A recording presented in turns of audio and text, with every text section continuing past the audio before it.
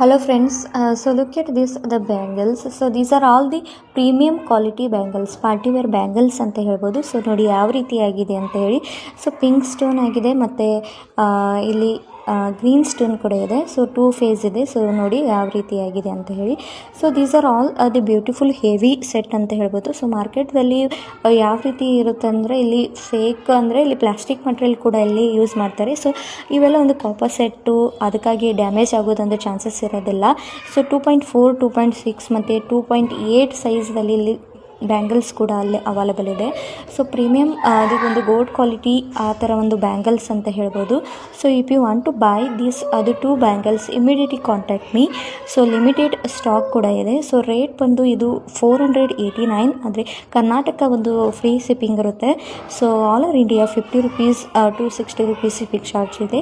limited stock ಇದೆ, ಬೇಗ